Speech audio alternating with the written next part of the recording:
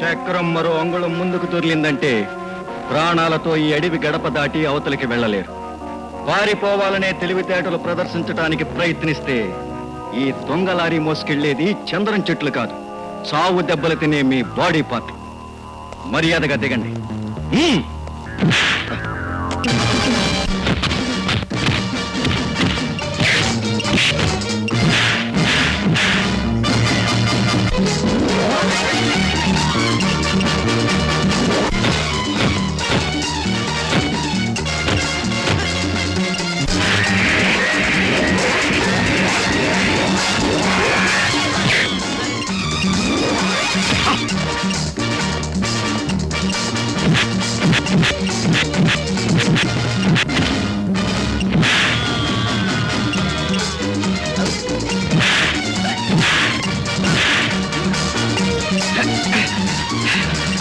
ఎవరు దళారి? శ్రీ శ్రీ శ్రీ అయ్యగారండి. ఎవడా శ్రీ శ్రీ శ్రీ అయ్యగారు? భుజంగం గారండి. ఎంతకాలం నుంచి నడిపిస్తున్నాడు ఈ అర్ధరాత్రి లారీల భాగవతం? వాళ్ళ తాత ముత్తాతల నుండి జరుగుతున్న ఆచారం అండి. ఆ ఆచారాన్ని మీరు ఎలా అడ్డేశారనుకోండి, ఆరు లెగుతారండి. ఎలా లెగుతారంటే తోక తొక్కిన తాచురాలేస్తాను. ఇంతకీ తొక్కింది ఎవరు? Anand, forest officer. ఆనంద? రేయ్, పొద్దున్నే మినిస్టర్లంతా నా ఇంటికొచ్చి నన్ను పలకరించందే అసెంబ్లీకి వెళ్లరు అన్న సంగతి వాడికి తెలుసా? ఆఖరికి అమెరికా ప్రెసిడెంట్ కి ఏమన్నా అనుమానాలు వస్తే ఇండియాకొచ్చి నాతోనే డిస్కస్ చేస్తాడన్న సంగతి వాడికి తెలుసా? బహుశా తెలిసే ఉండదు సార్. అందుకే పచ్చడి రూపినట్లు బీ షేపులు మార్చేశాడు. చీనర్మై, పందికొక్కుల్లా పలావులు తినడానికి తప్ప ఎందుకు పనికిరారా? ఆఫ్టర్ ఆల్ ఒక ఆఫీసర్ గారిని ఏమీ చేయలేక వాడి చేతిలో చావు దెబ్బలు తిని చవటల్లా తిరిగి వచ్చారు. చవటల్లారా! అసలు మిమ్మల్ని అందరినీ పెట్టుకున్న నేను పెద్ద చిచి చిచి చిచి చిచి. చారీ సార్, మనకెదురు తిరిగిన మస్తాన్ రావుని ఏం చేశాం? డేట్ ఇచ్చారు కదా సార్, ఫినిష్. డైరీలో ఆ ఆఫీసర్ గారి పేరెక్కి. అలాగే సార్. సార్ మన లారీలు. షటప్! టైం ఎంత? 9:01. 9 గంటల వరకే మన బిజినెస్ గొడవలు. చారీ, సార్ 9 నుంచి 10 వరకు మన టైం టేబుల్ ఏమిటి? పక్కా కుటుంబ సభ్యుని వలె నటించుట. That's all. ఏమండి, మన పెద్దమ్మాయి భామ పెళ్ళి 5 సంవత్సరాలు అవుతుంది. మళ్ళీ మన ఇంట్లో ఏ శుభకార్యం జరగలేదండి. అంటే నువ్వు మళ్ళీ పెళ్లి చేసుకుంటావా లేకపోతే నన్ను చేసుకోమంటావా? చాలండి వేళకోళం. మన చిన్నమ్మాయి ప్రేమ పెళ్లి గురించి నేను ఆలోచించట్లేదు అంటావు, అంతే కదా? పిచ్చిదానా, మన చారిని కాకేసి నా డైరీ చూడు. రోజుకి 1/2 గంట కేటాయించాను దాని పెళ్లి గురించి ఆలోచించడానికి. ఆ 1/2 గంట కూడా మీరేం వేస్ట్ చేసుకోనక్కర్లేదు. మన ప్రేమ ప్రేమించింది. అలాగా? Very good. కూతుళ్ళు తండ్రులకి ఈ విధంగా కోఆపరేట్ చేస్తే అంతకన్నా కావాల్సిందే ఉందో. ఇంతకీ ఎవరిని ప్రేమించిందో నీ కూతురు? మన రిటైర్డ్ జడ్జి రంగారావు గారి పెద్దబ్బాయి గౌతమ్ అని. No, impossible. అలా అన్నావు అనుకో మీ నాన్నగారు, నువ్వేం చేస్తావు? ఆయన్ని సూటిగా ఒకటే ప్రశ్న అడుగుతాను. నాన్నగారు, ఆడపిల్ల ప్రేమించడానికి కావలసిన మంచి మనసు గౌతమ్లో ఉంది. అయితే మీ అల్లుడు కాలేకపోవటానికి అతల్లో లేని అర్హత ఒక్కటి చెప్పండి. ఒకటి కాదే 100 చెప్పగలను. వాడు ఓ అనాథ. సంఘం వెలివేసిన ఓ అల్పజాతి కుర్రాన్ని చిన్నతనంలోనే తీసుకొచ్చి ఆ రంగారావు గారు పెంచుకున్నాడు. ఎందుకంటే వాడికి 1 కేజీ జాలిగుండుంది. కానీ అడ్డమైన వాడిని అల్లుడిని చేసుకునేంత జాలిగుండే నాకు లేదు ఇక్కడ. చూడు, మరొకసారి ఈ మాటలు అనాలనుంటే వినటానికి మాత్రం నేనుండను. వచ్చి నా సమాధి మీద రాయవలసి ఉంటుంది. గౌతమ్, ఆడపిల్ల మనసిచ్చిన మనిషికి విలువ కట్టేది అతని గతంతో కాదు, తన జీవితంతో. ఇదిగో, కొటేషన్లు సుభాషితాలు చెప్పకు. అది ఎక్కడుంది ఇప్పుడు? గౌతమ్, నువ్వు రీసెర్చ్ కోసం మళ్ళీ అడవికి వెళ్తున్నావా? అవును, రేపే వెళ్తున్నా. అడవుల్లో నేను చేసే రీసెర్చ్ జయప్రదం కావాలి, అదే నా లక్ష్యం. ఇక ప్రపంచంలో ఏ మనిషి క్యాన్సర్ అనే పదానికి భయపడకూడదు. ఏ మనిషి ఆ జబ్బుకు లొంగి భయపడుతూ చావకూడదు. నేను కనిపెట్టబోయే మందు లోకానికి భావితరానికి ఓ వరం కావాలి. గౌతమ్, ఓ మనిషిగా నీ లక్ష్యాన్ని నీ గమ్యాన్ని అభినందించగలను కానీ ఓ ప్రేమికురాలిగా నీ ఎడబాటును భరించలేను. నీతో ఉన్నంతసేపు ఉన్నావు అని ఆనందం కన్నా నువ్వు మళ్ళీ వెళ్ళిపోతావని భయమే ఎక్కువ. చూడు ప్రేమ, అలా భయపడ్డానికి నేనేం శాశ్వతంగా వెళ్ళిపోవటలేగా. గౌతమ్, అలా మాట్లాడితే నేను భరించలేను, బతకలేను. చిచి, ఏమిటి ప్రేమ చిన్నపిల్లలాగా కన్నీళ్ళు? చూడు, నేను వచ్చేంత వరకు ఈ కన్నీళ్ళు ఈ కాటికి దాటి బయటికి రావడానికి వీల్లేదు. వచ్చేంత నా మీద తొట్టే. అండర్స్టాండ్?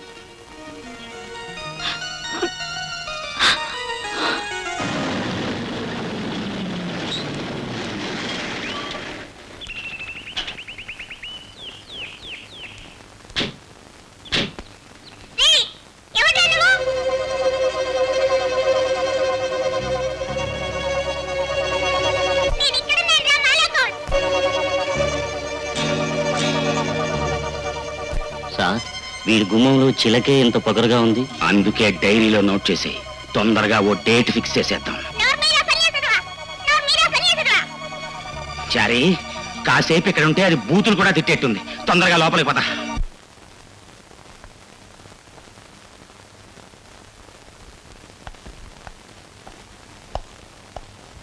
నా పేరు భుజంగరావు. ఓ, శ్రీ శ్రీ శ్రీ భుజంగరావు గారు అన్నమాట. కూర్చోండి. Thank you. అమ్మా, కాఫీ.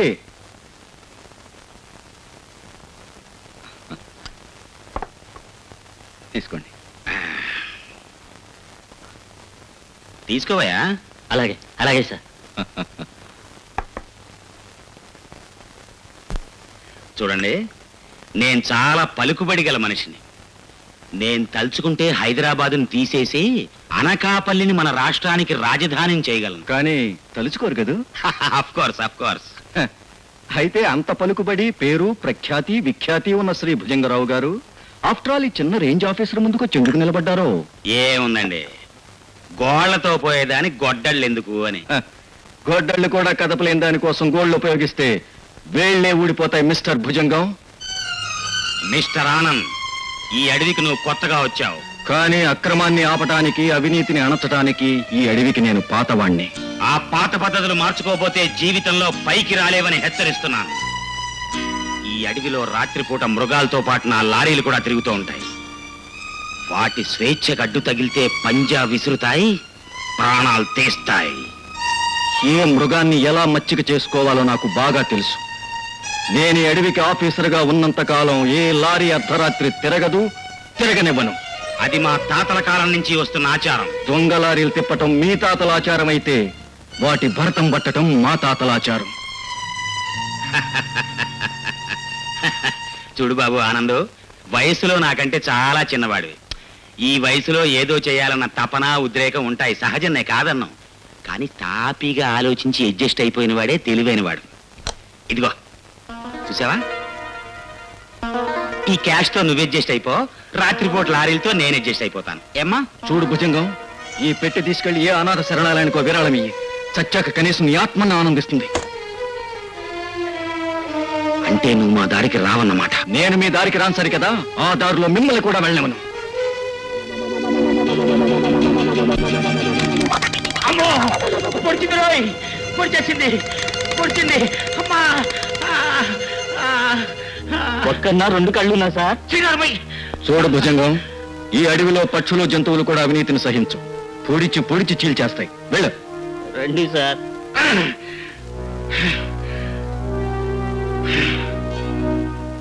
బాబు ఆనంద్, అతను మాట్లాడే ధోరణి చూస్తే నాకేదో భయంగా ఉంది బాబు. అమ్మా, మనం నీతి నిజాయితీగా బతికినంత కాలం ఆ భగవంతుడు కూడా భయపడక్కర్లేదు.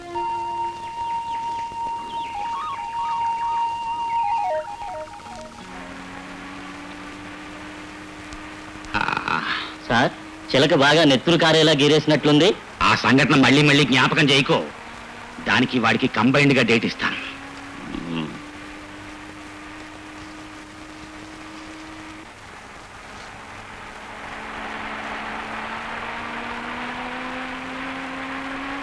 డ్రైవర్ కారా పోయా.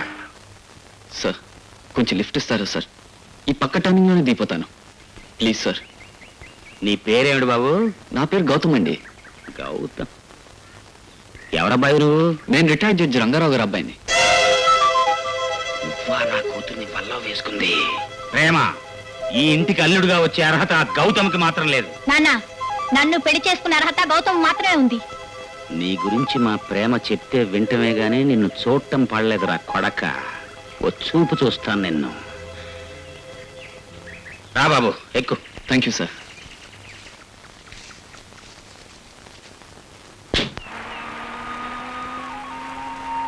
ఈ ఆకులేమిటయ్యా? మేకల కంపెనీ ఏమోనండి. Shut up. Uncle, I'm a PhD student in pharmacology. ఇక్కడ రీసెర్చ్ కోసం వచ్చాను. పిహెచ్డి. ఆ,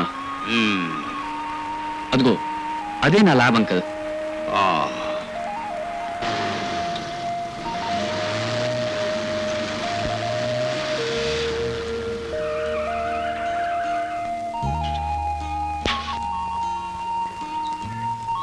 thank you sir. Thank you very much. ఉంటానండి.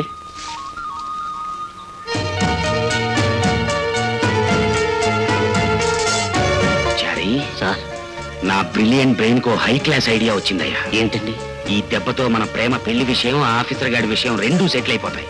2 birds at 1 shot. కారు వెనక్కి తిప్పు.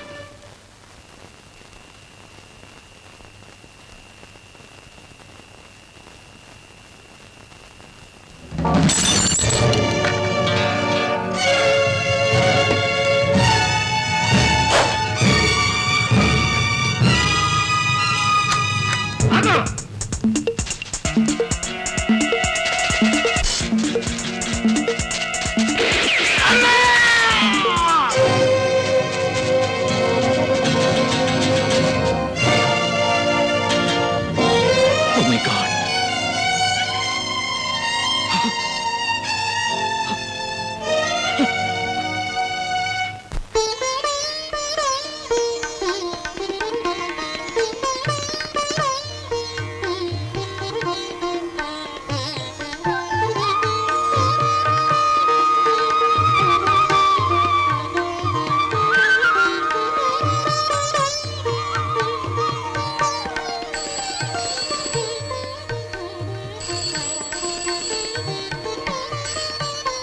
హలో, అవునండి.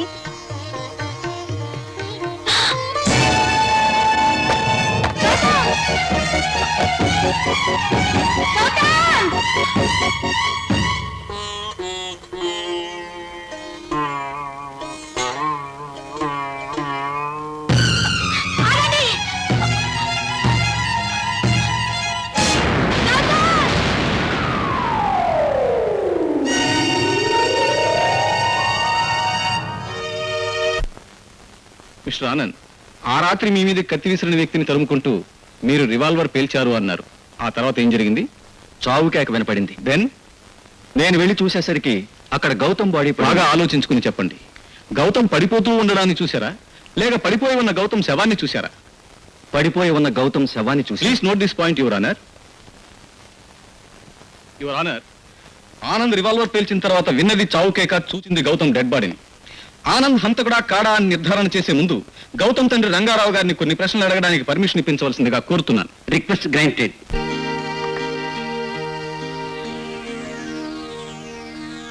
దేవుడి మీద ప్రమాణం చేసి నేనంతా నిజమే చెప్తాను.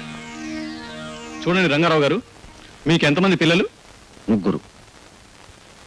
పెద్దవాడు గౌతమ్, రెండోవాడు శంకర్, 3వ అమ్మాయి హేమలత. గౌతమ్ మీ కొడుకు అంటే కన్న కొడుకా లేక పెంచిన కొడుకా? కన్నా లేక పెంచిన కొడుకు అనే పదంలో ఉండే మాధుర్యం ముందు ఏ అక్షరాలుంచినా మారదనే నా ఉద్దేశం. No, I'm not asking about the beauty of the language. Rangarao garu, భాషలోని మాధుర్యాన్ని గురించి నేను మిమ్మల్ని అడగడం లేదు.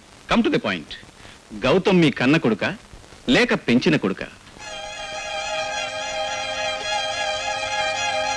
పెంచిన కొడుకు. అంటే దత్తత చేసుకున్నారా? లేదు, బాధ్యత తీసుకున్నాను. అంటే మీ ఆస్తి పంపకంలో శంకర హేమలతో పాటు గౌతమ్కు కూడా సర్వాధికారాలు ఉన్నాయా? ఉన్నాయి. గౌతమ్ తమ సొంత అన్నయ్య కాదని శంకర హేమలకు తెలుసా?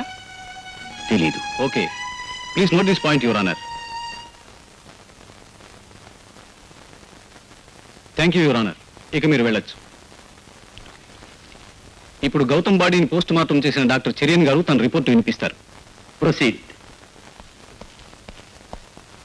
యువర్ ఆనర్, గౌతమును తరుముతూ ఆనంద్ రివాల్వర్ పేల్చింది 6/1/85 రాత్రి 10 గంటలకు. అయితే గౌతమ్ బాడీలో రైగర్ మోర్టిస్ అనే మార్పును బట్టి అతను 5-6 గంటలకు ముందే మరణించాడు. ఆనంద్ గౌతమ్ మీద పేల్చిన పిస్టల్ .32 కాలిబర్. కానీ గౌతమ్ బాడీని గాయపరిచింది డబుల్ బ్యారల్ గన్ లో యూజ్ చేసే కార్ట్రిడ్జ్. యువర్ ఆనర్, దీన్ని బట్టి గౌతమ్ హత్య చాలా ప్లాన్డ్ గా జరిగింది. గౌతమ్ ని హత్య చేసిన వ్యక్తి అతని శవాన్ని ఒక ప్రదేశంలో ఉంచి ఆ రాత్రి ఆనంద్ మీద కత్తి విసిరి అతన్ని ఉసిగొలిపి ఆ ప్రదేశానికి రప్పించి అతని చేత రివాల్వర్ పేల్పించి తాను చావుకే కారచి తప్పించుకున్నాడు. ఈ హత్యా నేరం ఆనంద్ మీద మోపాలన్నదే హంతకుడి యొక్క మెయిన్ మోటో. అయితే ఈ ప్రయత్నం ఎందుకు చేయవలసి వచ్చింది? అసలు హంతకుడు ఎవరు?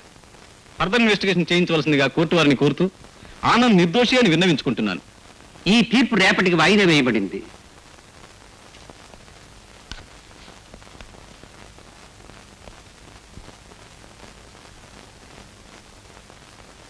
గౌతమ్ హత్యా కేసు మీద ఇంతవరకు జరిగిన న్యాయ విచారణలో దొరికిన సాక్ష్యాలు, పోస్ట్ మార్టం రిపోర్టు ప్రకారం ఈ హత్యలో ఆనంద్కి ఎటువంటి సంబంధం లేదని రుజువు కావడం వల్ల ఇతన్ని కోర్టు వారు నిర్దోషిగా గుర్తించి విడుదల చేయడమైనది.